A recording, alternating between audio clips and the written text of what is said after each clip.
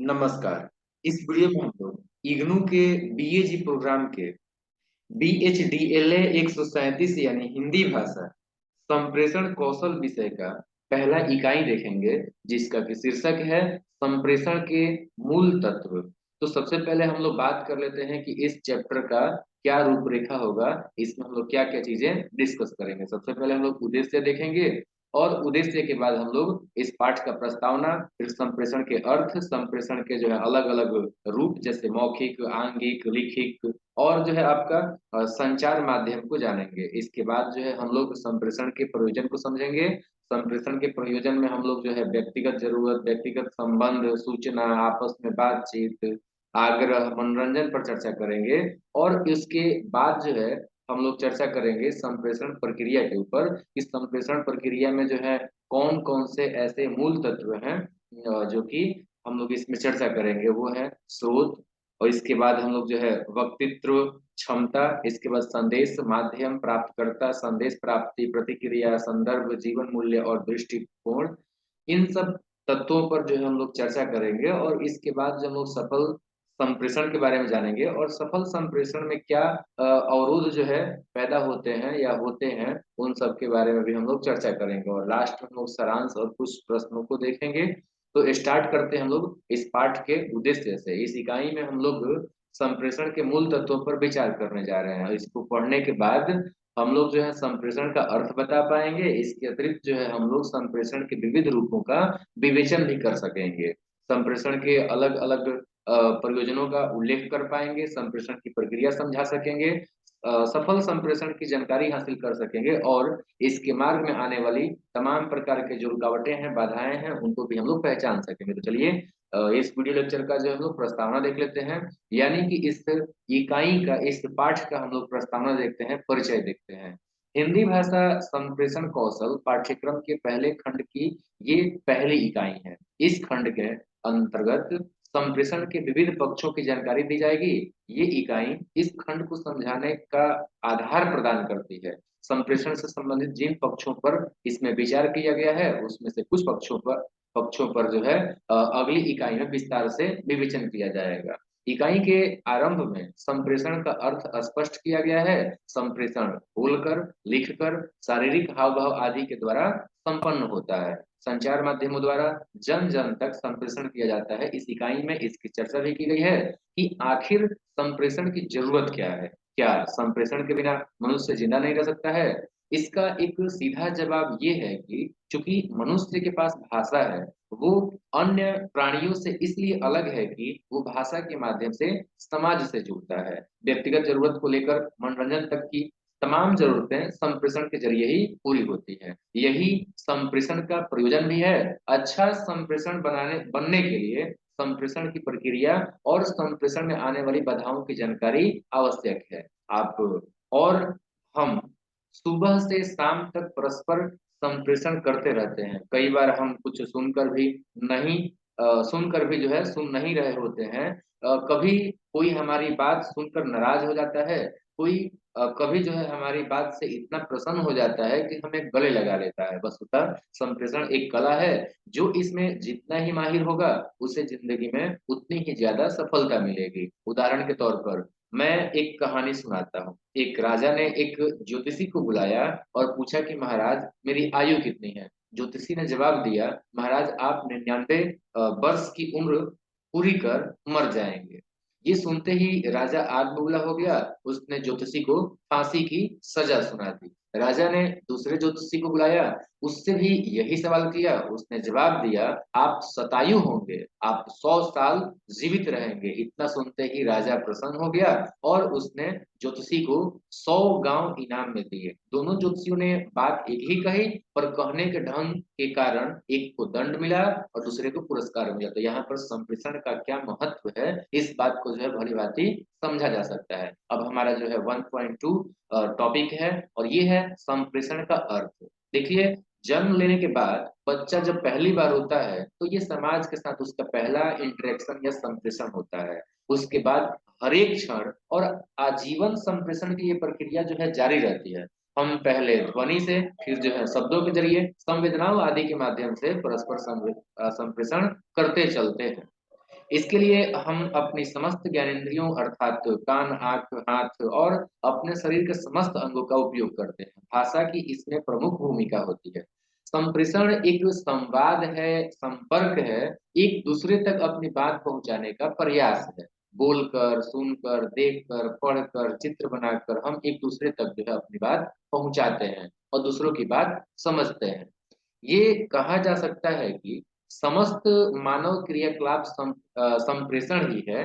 हालांकि संप्रेषण की अनेक परिभाषाएं दी गई है, परंतु इसकी मूल अवधारणा ये है कि संप्रेषण में अर्थों का आदान प्रदान होता है। कहने का तात्पर्य यह है कि संप्रेषण एक मानवीय क्रियाकलाप होने के साथ साथ एक प्रक्रिया भी है।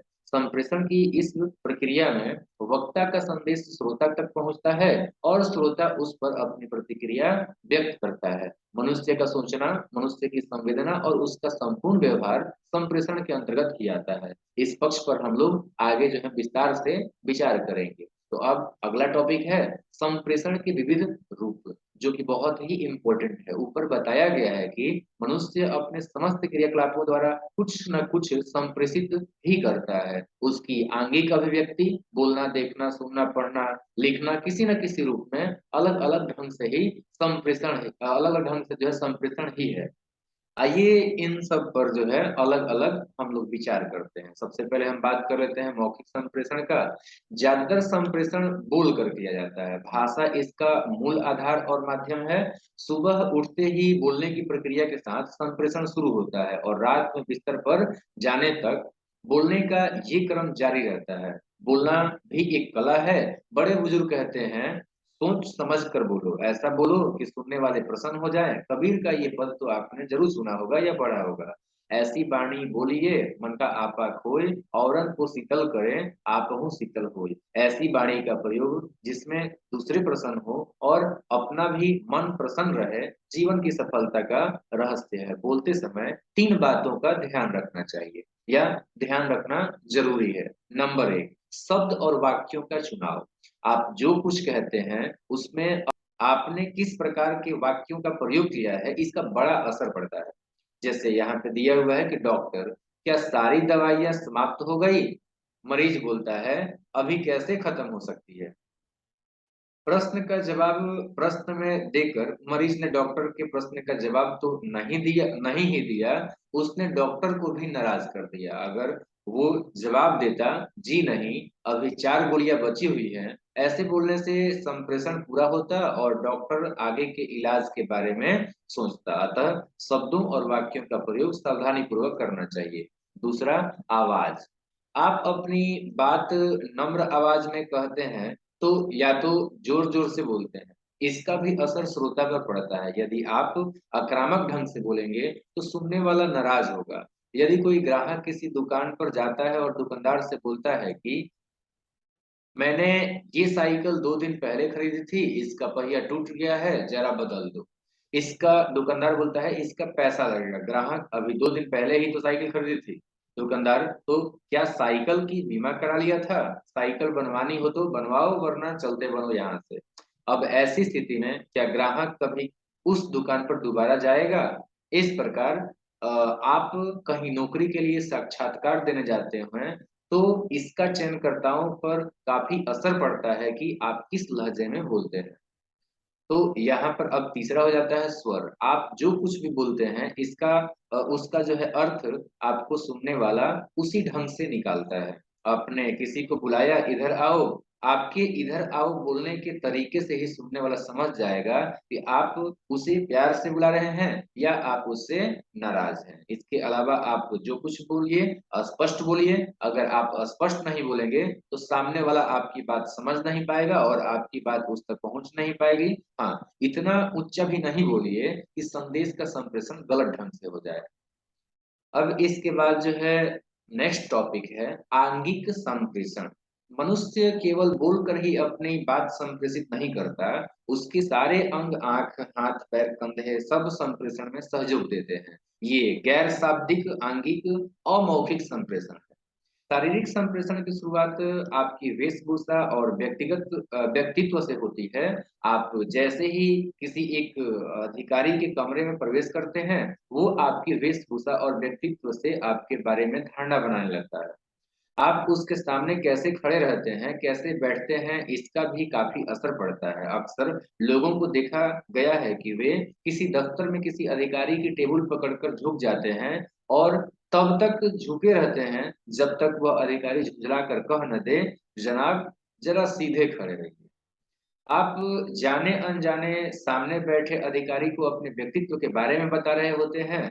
अब उस अधिकारी ने आपसे कहा कि आपने जो फोटोकॉपी प्रस्तुत की है उसकी मूल प्रति दिखाई है। मूल प्रति निकालने से पहले आपने कंधे उचकाए, मुंह बनाया, मानो आप कह रहे हो बड़े आए मूल प्रति देखने वाले। आपके इस व्यवहार से आपका बनता हुआ काम बिगड़ भी सकता है। इसके विपरीत यदि आपके पास मूल प्रति न भी हो और आप विनम्रता से मुस्कुरा कर बात करें तो शायद आपका काम हो जाए। आंखें आंगिक संप्रेषण का सबसे सशक्त माध्यम है। जब कोई प्रसन्न होता है तो कहते हैं उसकी आंखें हंस रही थी। आपने लोगों को अक्सर ये कहते सुना होगा, उसकी आंखें गुस्से से लाल थी। अपनी आंखों के जरिए आप न केवल अपनी प्रसन्नता या अप्रसन्नता जाहिर करते हैं बल्कि उसे दूसरों तक संप्रेषित भी करते हैं। किसी की आंखें नम हो तो हम जान जाते हैं कि वो दुखी है। हाँ, कभी कभी खुशी के आंसू भी निकलते हैं, परंतु उस व्यक्ति की शारीरिक अभिव्यक्ति से पता चल जाता है कि उसके आंसू खुशी के हैं या दुख के हैं। आंखों से ही पता चल जाता है कि सामने वाला आपसे प्रसन्न है या अप्रसन्न, उसका आना आपको अच्छा लगा है या वह आपको टालना चाहता है, आदि आदि।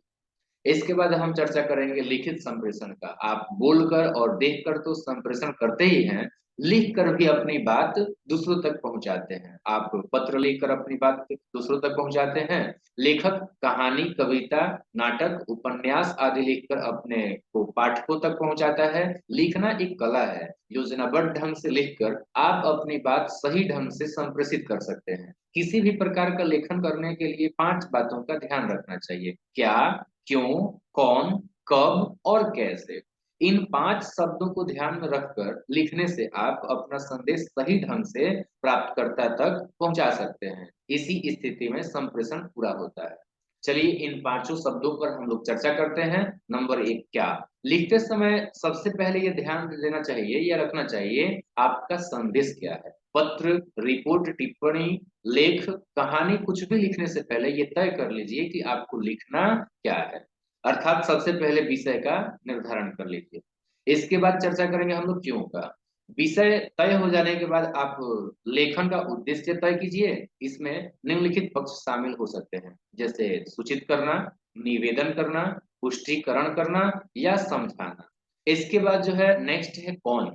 ये कौन आपका संदेश प्राप्त करता है। यदि आपके सामने यह स्पष्ट है कि आप किसके लिए लिख रहे हैं तो आपका संदेश स्पष्ट होगा, आपके लिखने की शैली भिन्न होगी। यदि आप अपनी माँ के पास पत्र लिख रहे हैं तो उसकी शैली अलग होगी। यदि आप किसी अधिकारी को पत्र लिख रहे हैं तो उसकी शैली बिल्कुल भिन्न होगी। एक की शैली अनौपचारिक होगी तो दूसरी की शैली जो होगी वो औपचारिक होगी। इसके बाद चौथा हमारा शब्द था कब। आप अपने लेखन में दिन और तारीख जरूर डालिए, खासतौर मतलब खासकर पत्र लेखन में या कार्यालय का काम करते समय इस विधि का अवश्य उपयोग कीजिए। और लास्ट में जो है कैसे। आपके लेखन का सारा दारोमदार जो है इस पर है कि आप कैसे लिखते हैं। यही आपकी भाषा की पकड़ और लेखन कौशल की परीक्षा होती है। आपकी भाषा पत्रानुकूल होनी चाहिए। तात्पर्य ये है कि आप किसे लिख रहे हैं और क्या लिख रहे हैं, इसके अनुसार आपकी भाषा निर्धारित होनी चाहिए। मसलन माँ को लिखे पत्र और अधिकारी को लिखे पत्र की भाषा में स्पष्ट रूप से अंतर होगा। किसी भी प्रकार के लेखन के लिए सबसे पहले तथ्य जुटाना जरूरी होता है। तथ्यों को जुटाने के साथ साथ उन्हें सिलसिलेवार लिख लेना चाहिए। सबसे पहले आप ये तय कर लीजिए कि आप किस विषय पर लिखना चाहते हैं। यदि आप पर्यावरण पर कोई लिखना चाहते हैं तो आसपास के पुस्तकालय में जाइए और जरूरी पुस्तकें निकाल कर पढ़िए और उनमें से अपने काम की चीजें नोट कर लीजिए। इसके बाद आंकड़ों और तथ्यों को सिलसिलेवार ढंग से लिखिए। इस प्रकार के लेखन से पाठक लेखक जो है पाठक तक अपनी बात सही ढंग से पहुंचा पाता है, अर्थात वो संप्रेषण में सफल होता है। इसके बाद है संचार माध्यम। संचार माध्यम संप्रेषण का एक सशक्त माध्यम है। रेडियो, टेलीविजन, समाचार पत्र, होर्डिंग, बिल, पैम्फलेट, इंटरनेट इत्यादि जो है संचार माध्यम अपनी माध्यमगत विशिष्टता के अनुसार संप्रेषण करते हैं। रेडियो आवाज के माध्यम से जन जन तक संचार का संप्रेषण करते हैं। Television, computer, film, video, internet जैसे दृश्य माध्यम भी संप्रेषण के सशक्त माध्यम है। इसके अलावा सड़क के किनारे लगे बड़ी बड़ी कंपनियों के होर्डिंग, समाचार पत्रों में छपे विज्ञापन, खतरे संबंधी सूचनाएं, यातायात संकेत, टेलीफोन पर होने वाली बातचीत आदि संप्रेषण के कई रूप हैं जिनके ऊपर जो है विस्तार से हम अगली इकाइयों में अध्ययन करेंगे। यहाँ पे कुछ प्रश्न दिए गए हैं, उनको हम छोड़ते हुए आगे बढ़ते हैं और यहाँ पर हम सीधे बात करते हैं टॉपिक नंबर 1.4 संप्रेषण का प्रयोजन, जो कि बहुत ही ज्यादा इंपॉर्टेंट है हमारी परीक्षा की दृष्टि से। चलिए जान लेते हैं। एक छोटा सा टॉपिक है, संप्रेषण के विविध रूपों की जानकारी प्राप्त करने के बाद इस प्रश्न पर विचार करना जरूरी हो जाता है कि संप्रेषण का प्रयोजन क्या है। मनुष्य एक सामाजिक प्राणी है, वो अकेला नहीं रह सकता, वो संप्रेषण के जरिए ही समाज से जुड़ता है। आइए देखें संप्रेषण मनुष्य के लिए क्यों जरूरी है। 1.4.1 व्यक्तिगत जरूरत, ये अपने आप में स्पष्ट है। लोग काम करने, खाने पीने, रहने, प्यार और जीवन से जुड़े सभी व्यक्तिगत पहलुओं के लिए संप्रेषण करते हैं। अपनी जरूरतें पूरी नहीं होने पर उसकी मांग करते हैं। इसके बाद हम बात करें व्यक्तिगत संबंध का, तो जब भी हम किसी रिश्तेदार, मित्र या जान पहचान वालों से मिलते हैं तो सबसे पहला सवाल यही होता है, कैसे हैं आप। इसके अलावा लोग अपनी आंख, हाथ, शब्द और भाव भंगिमा से भी दूसरों का संबंध बनाने का प्रयास करते हैं। इसके बाद सूचना की बात करें तो हमें कई प्रकार की सूचनाएं प्राप्त करनी होती है। सूचना संग्रहण का काम बचपन से ही जो है शुरू होता है। जब वो पहली बार पूछता है ये क्या है, सूचना संग्रहण की ये प्रक्रिया आजीवन चलती रहती है। जन संचार माध्यमों के विकसित होने से सूचना क्षण भर में एक स्थान से दूसरे स्थान तक तीव्रता से पहुंचना संभव हो जाता है या संभव हो गया है। आपस में बातचीत, अपनी बात दूसरों तक पहुंचाने और दूसरों की बात सुनने के लिए भी संप्रेषण संपन्न होता है। गप संप्रेषण का एक मजेदार और मनोरंजक उदाहरण है। लोगों को गप मारने में बड़ा मजा आता है। इसके जरिए हम एक दूसरे की भावनाओं, विचारों, दृष्टिकोणों को जानने समझने का प्रयास करते हैं। इसके बाद अगर बात करें आग्रह का, तो विज्ञापन इस प्रकार के संप्रेषण का सबसे ज्वलंत उदाहरण है। विज्ञापन का निर्माण इस प्रकार किया जाता है कि वो ज्यादा से ज्यादा लोगों को पसंद आए। रेडियो, टेलीविजन और समाचार पत्र के विज्ञापनों को याद कीजिए कि शैम्पू, टूथपेस्ट, डिओड्रेंट, साबुन, डिटर्जेंट पाउडर आदि के विज्ञापन में किस प्रकार ग्राहकों से आग्रह किया जाता है, उसे कई तरीकों से लुभाने का प्रयास किया जाता है। इस प्रकार के संप्रेषण में ग्राहक की आकांक्षा, इच्छा, लोभ और अन्य व्यक्तिगत कमजोरियों का लाभ उठाया जाता है। इसके बाद अगर हम बात करें मनोरंजन का, तो ये भी जो है मनुष्य की जरूरत है। हंसना, हंसाना, दूसरे के दुख सुख में हिस्सा लेना, ये सब मनुष्य की स्वाभाविक वृत्तियों में शामिल है। मनोरंजन के लिए लोग सिनेमा देखने जाते हैं या देखते हैं, टेलीविजन देखते हैं, घूमने फिरने जाते हैं, यहाँ तक कि कुछ लोग मनोरंजन के लिए पढ़ते भी हैं। इन कारणों से भी संप्रेषण की जरूरत पड़ती है। अब हम बात करेंगे संप्रेषण की प्रक्रिया के बारे में। आपको हम पहले बता चुके हैं कि संप्रेषण जो है वो एक प्रक्रिया है। वस्तुतः प्रेषक से प्राप्तकर्ता तक संदेश पहुंचने की प्रक्रिया को ही संप्रेषण कहते हैं। इस प्रकार संप्रेषण के 3 हिस्से होते हैं। नंबर 1 प्रेषक, नंबर 2 संदेश और नंबर 3 प्राप्तकर्ता। पत्र इसका सबसे उत्तम उदाहरण है। आप अपने भाई को पत्र लिखते हैं तो आप जो है प्रेषक हुए। आप पत्र में कुछ लिखते हैं, ये संदेश हुआ। ये पत्र आपके भाई तक पहुंचता है, भाई उस पत्र को पढ़ता है, आपका भाई जो है वो प्राप्तकर्ता हुआ। इस प्रकार संप्रेषण पूरा होता है। अब आइए हम लोग देखते हैं कि कैसे जो है ये संप्रेषण पूरा होता है। तो देखिए सबसे पहले जो स्रोत होता है वहां से जो है सोचने की प्रक्रिया, अनुभूति या निर्णय क्षमता, ये होता है। इसके बाद जो है जो भी माध्यम है, संदेश है, वो पहुंचता है कहाँ पे, सोचने की प्रक्रिया, अनुभूति और निर्णय क्षमता, यानी कि जो है जो प्राप्त करता है वहां पर। ठीक है। तो अब प्राप्तकर्ता से जो है उसका रिस्पॉन्स आता है वापस से जो है जो प्रेषक है उसके पास। फिलहाल हम लोग जान लेते हैं कि संप्रेषण प्रक्रिया में 9 प्रमुख जो है तत्व होते हैं, और ये हैं स्रोत, वक्तृत्व, क्षमता और संदेश माध्यम, प्राप्तकर्ता, संदेश प्राप्ति, प्रतिक्रिया, संदर्भ और जीवन मूल्य और दृष्टिकोण। इन 9 पॉइंट्स पर हम लोग जो है एक एक करके अब चर्चा करेंगे। सबसे पहले बात करते हैं स्रोत का। किसी भी संदेश का जन्म स्रोत से होता है। ये स्रोत का ये स्रोत जो है कोई भी व्यक्ति हो सकता है। वो अपने वो जो है वो स्रोत अपने विचारों को अभिव्यक्त करना चाहता है, इसके लिए वो अपने अनुभव और भाषा के ज्ञान का उपयोग करता है। वो स्रोत व्यक्ति अपने विचारों को शब्दों में ढालता है मौखिक संप्रेषण के संदर्भ में। इस स्रोत को वक्ता कहते हैं। वक्तृत्व क्षमता, विचारों को भाषागत अभिव्यक्ति देने की कला को वक्तृत्व क्षमता कहते हैं। वक्ता की भाषा ऐसी होनी चाहिए जिसके जरिए वो अपने विचारों को स्पष्टता से अभिव्यक्त कर सके और श्रोता उसके संदेश को समझ सके। इसके बाद अगर हम बात करें संदेश का, तो वक्ता के विचारों की अर्थपूर्ण अभिव्यक्ति को हम संदेश कहते हैं। ये संदेश लिखित भी हो सकता है, मौखिक भी हो सकता है और गैर मौखिक या आंगिक भी हो सकता है। भाषा में शब्दों, वाक्यों, प्रतीकों, बिंबों आदि के माध्यम से संदेश प्रसारित किए जाते हैं। भाषा का एक अपना व्याकरण होता है। राम ने श्याम को मारा और श्याम ने राम को मारा का अर्थ बिल्कुल विपरीत है। व्याकरण के कारण संदेश का अर्थ बिल्कुल बदल जाता है। इसी प्रकार प्रत्येक भाषा का अपना मुहावरा होता है। भाषा की अपनी भाषा किसी संस्कृति का हिस्सा होती है। किसी भाषा को बोलने और समझने के लिए भाषा के व्याकरण, मुहावरे और संस्कृति को समझना आवश्यक होता है। भाषा संदेश का आधार है। वस्तुतः भाषा के जरिए ही संदेश बनाए और समझे जाते हैं, परंतु संदेश केवल लिखित, मौखिक या शाब्दिक ही नहीं, गैर मौखिक, गैर शाब्दिक या आंगिक भी होते हैं।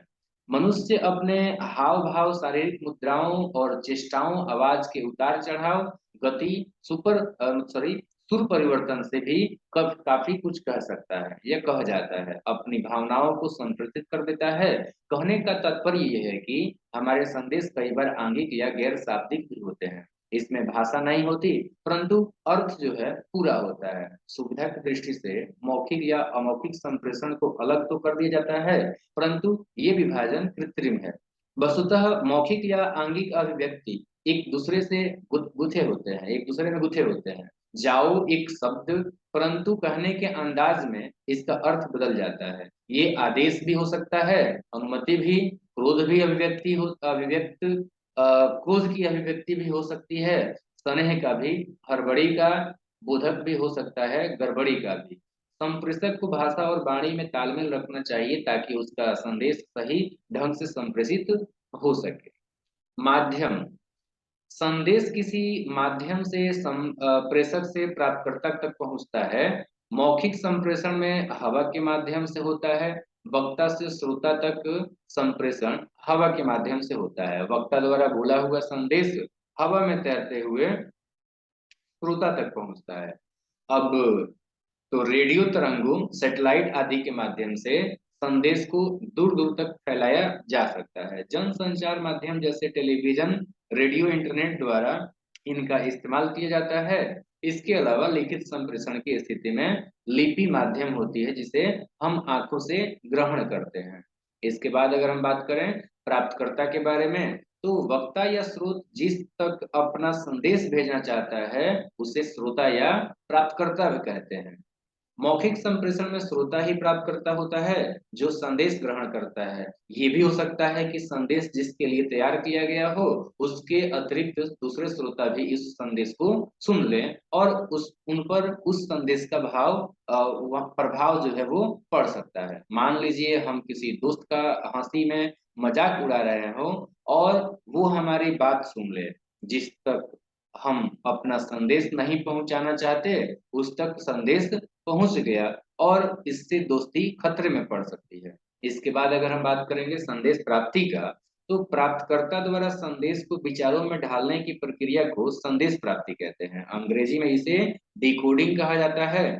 सर्वोत्तम स्थिति वो होती है जिसमें श्रोता वक्ता द्वारा भेजे गए संदेश को उसी तरह समझता है जिस तरह वक्ता कहना चाहता है। श्रोता एवं वक्ता की भूमिका बदलती रहती है, अर्थात श्रोता वक्ता की भूमिका निभाने लगता है और वक्ता श्रोता बन जाता है। टेलीफोन पर बातचीत करते समय ध्यान दीजिए, आप जब वक्ता होते हैं तो दूसरे छोर पर टेलीफोन सुन रहा व्यक्ति श्रोता की भूमिका निभा रहा होता है। फिर जब आपकी बात का जवाब देने लगता है तो आप श्रोता बन जाते हैं। इसके बाद हम बात करेंगे प्रतिक्रिया का। तो वक्ता और श्रोता के बीच संवाद या आपसी बातचीत से संप्रेषण अपनी प्रक्रिया पूरी करता है। बड़ी मशहूर कहावत है कि एक हाथ से तो ताली नहीं बजती, संप्रेषण या पूर्ण संप्रेषण पर भी यही बात लागू होती है। श्रोता द्वारा वक्ता को भेजे गए संदेश को प्रतिक्रिया या फीडबैक कहते हैं। आमने सामने के संप्रेषण में जैसे कक्षा में पढ़ाते शिक्षक और व्याख्यान सुनते विद्यार्थियों के बीच प्रतिक्रिया तुरंत हो जाती है। दूर शिक्षा पद्धति के अध्ययन में ये प्रतिक्रिया तत्काल नहीं हो पाती, परंतु आज दूरस्थ शिक्षा में टेलीकॉन्फ्रेंसिंग, ईमेल, इंटरनेट आदि जैसी आधुनिक वैज्ञानिक तकनीकों का उपयोग हो रहा है, जिसके जरिए दूर बैठे विद्यार्थी भी अपने शिक्षकों को अपनी प्रतिक्रिया तुरंत भेज सकते हैं। प्रतिक्रिया शाब्दिक भी हो सकती है और गैर शाब्दिक भी। कभी प्रतिक्रिया मौखिक हो सकती है, कभी श्रोता की आंखों या शारीरिक प्रतिक्रिया से भी ये पता चल सकता है कि वक्ता की बात का असर श्रोता पर क्या पड़ा। इसी प्रकार प्रतिक्रिया सकारात्मक भी हो सकती है और नकारात्मक भी। इसके बाद हम बात करें अगर संदर्भ का, तो कोई भी संप्रेषण किसी न किसी संदर्भ से जुड़ा होता है। ये संदर्भ शारीरिक भी हो सकता है, मनोवैज्ञानिक भी और सांस्कृतिक भी। उदाहरण के लिए यदि आप दीवार में कील ठोक रहे हो और हथौड़ा आपकी उंगली पर लग जाए और वहां कोई ना हो तो आपके मुंह से अपशब्द भी निकल सकता है। परंतु यदि वहां आपकी माँ या पिता मौजूद हो तो शायद आप अपशब्द आपके मुंह से जो है नहीं निकलेगा। आप कह बैठे वो माँ या बाबूजी। इस समय आप केवल अपने आप से ही बातें नहीं कर रहे होते हैं, बल्कि आप अपने माता पिता को भी संदेश पहुंचा रहे होते हैं। इसी प्रकार मित्र से बात करते समय, सहकर्मी से बात करते समय, शहर में अपने पड़ोसी से बात करते हुए, गांव में अपनी किसी संबंधी से बात करते हुए आपके संदेश का स्वरूप एक सा नहीं रहता। हर परिवेश में संदेश अलग अलग ढंग से संप्रेषित किया जाता है। और लास्ट है जीवन मूल्य और दृष्टिकोण। संप्रेषण की प्रक्रिया में सहायक जिन तत्वों की चर्चा की गई वे आधारभूत तत्व हैं। इनके अलावा वक्ता के मूल जीवन और दृष्टिकोण का भी उसके विषय के चुनाव, शब्दों के चुनाव आदि पर असर पड़ता है। इसी प्रकार श्रोता के जीवन मूल्य और दृष्टिकोण का असर भी उसके संदेश को समझने और व्याख्यायित करने पर पड़ता है। इसके बाद कुछ प्रश्न है और उसके बाद जो है हम लोग सफल संप्रेषण के बारे में चर्चा कर लेंगे और साथ साथ जो है इसके राह में जो कांटे हैं यानी कि अवरोध है उनके बारे में भी चर्चा करेंगे। कई बार ऐसा होता है कि जो आप कहना चाहते हैं कह नहीं पाते, उसके लिए उपयुक्त शब्द नहीं मिल पाते। कई बार हम कई बार हम कहते कुछ हैं और सुनने वाला समझ कुछ और लेता है। कई बार इसका मजाक भी बन जाता है। मैं एक घटना सुनाता हूँ जो मेरे साथ घटी थी। बिजली गुल थी, मोमबत्ती जल रही थी, परिवार के सारे सदस्य गपशप कर रहे थे, तभी बिजली आ गई। मेरी बहन ने मुझसे कहा फूंक दो। मैंने समझा मेरे चेहरे के सामने कोई मकड़ा का जाला है। मैंने मुंह उठाकर फूंक दिया। सारे लोग हंस पड़े क्योंकि मेरी बहन मोमबत्ती फूंकने के लिए कह रही थी। मोमबत्ती मेरे पीछे खिड़की पर जल रही थी, अतः मैं अपनी बहन की बात समझ न सका। संप्रेषण पूरा नहीं हो पाया। इसी प्रकार आपके जीवन में भी ऐसी कई घटनाएं घटित होंगी जिसमें संप्रेषण पूरा नहीं हो पाता। वक्ता कहता कुछ और है और श्रोता समझ कुछ और लेता है। गलत शब्द का प्रयोग करने से दोस्तों के बीच झगड़ा हो जाता है, परिवार के सदस्यों के बीच मनमुटाव पैदा हो जाता है।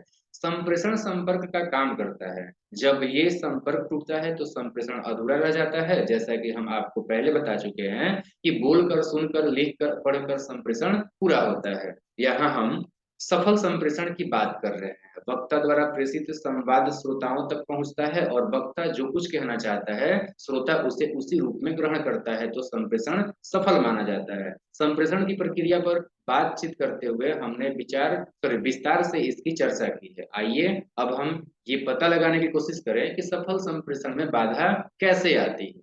तो अब हमारा टॉपिक हो जाएगा सफल संप्रेषण के अवरोध यानी कि बाधा।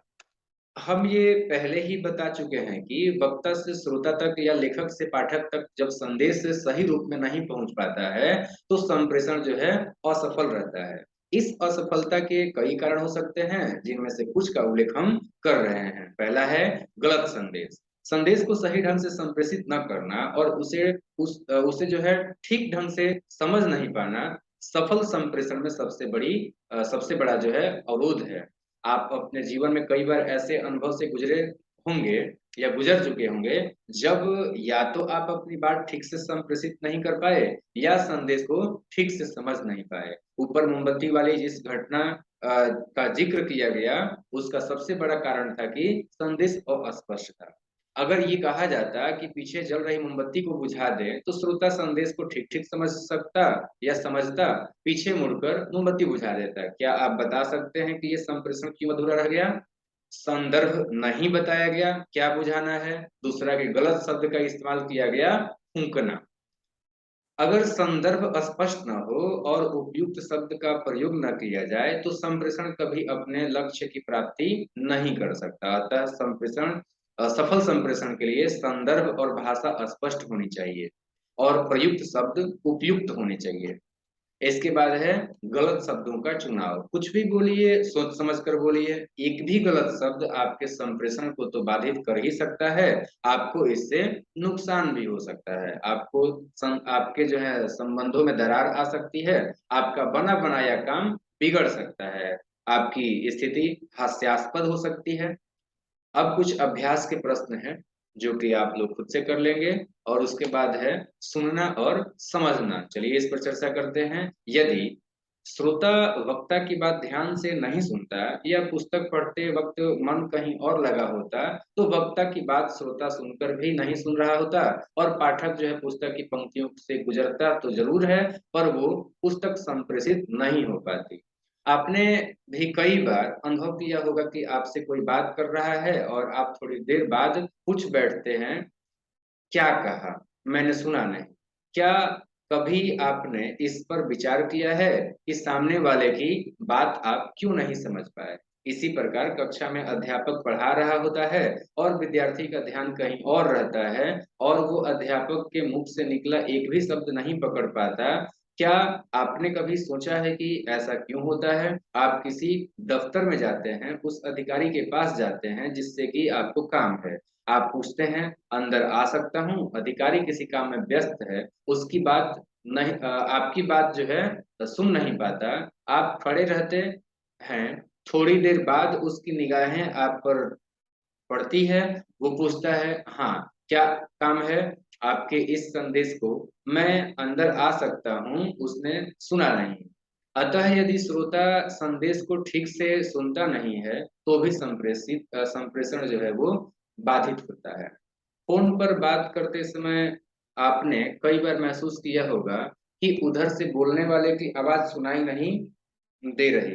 टेलीफ़ोन पर जब बात करने वाले बार-बार हेलो हेलो बोलते हैं, तो समझ लीजिए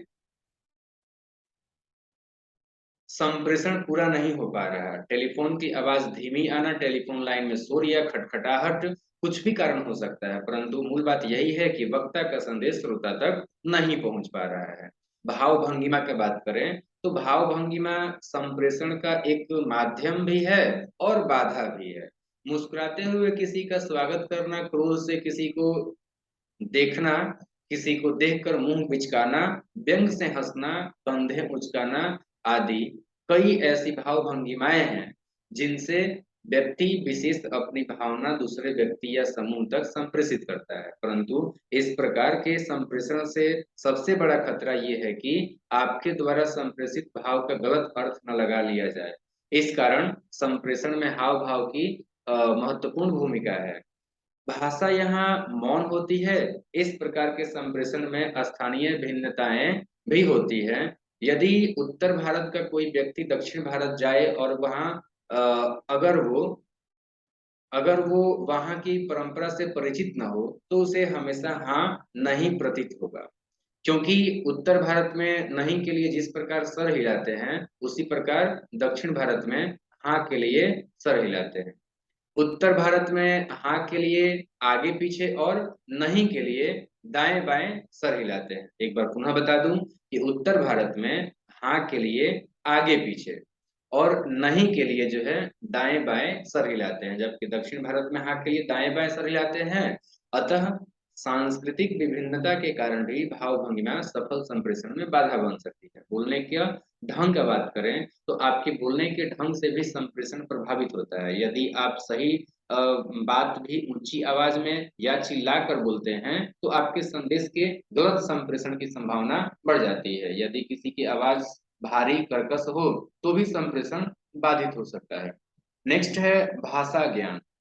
सफल संप्रेषण के लिए ये जरूरी है कि वक्ता और श्रोता की भाषा एक हो और वे एक दूसरे की भाषा जानते हों। यदि कोई हिंदी भाषी इंग्लैंड चला जाए और उसे अंग्रेजी नहीं आती हो तो उसके लिए संप्रेषण एक दुस्साध्य कार्य हो जाएगा। इसके बाद जो है बोध प्रश्न है जो कि यहाँ पर दिए हुए हैं, और लास्ट में सारांश को हम देख लेते हैं और यहीं पर जो है इस वीडियो को हम लोग समाप्त करते हैं। इस इकाई में आपने संप्रेषण के विभिन्न यानी कि विविध पक्षों की जानकारी प्राप्त की। आप इस इकाई को अपने जीवन के अनुभवों से जोड़कर देखें। इससे आपको अपनी संप्रेषण कला विकसित करने में मदद मिलेगी। संप्रेषण एक संवाद प्रक्रिया है जो एक व्यक्ति से दूसरे व्यक्ति के बीच चलती रहती है। इसमें जवाब प्रतिक्रिया की विशेष भूमिका होती है। इसमें इस बात पर ध्यान देना होता है कि अपेक्षित प्रतिक्रिया क्या होनी चाहिए थी और वास्तविक प्रतिक्रिया क्या हुई। इससे यह भी पता चलता है कि संप्रेषण निरंतर चलते रहने वाली एक प्रतिक्रिया है। आमतौर पर प्रेषक संदेश प्राप्तकर्ता के रूप में संप्रेषण पूरा होता है, परंतु सफल संप्रेषण की प्रक्रिया इस प्रकार पूरी होती है: अपेक्षित प्रतिक्रिया, प्रेषक, संदेश, प्राप्तकर्ता, वास्तविक प्रतिक्रिया। यदि अपेक्षित और वास्तविक प्रतिक्रिया में समानता है तो संप्रेषण सफल होगा, अन्यथा नहीं। तो यहीं पर वीडियो समाप्त होता है। आपका बहुत बहुत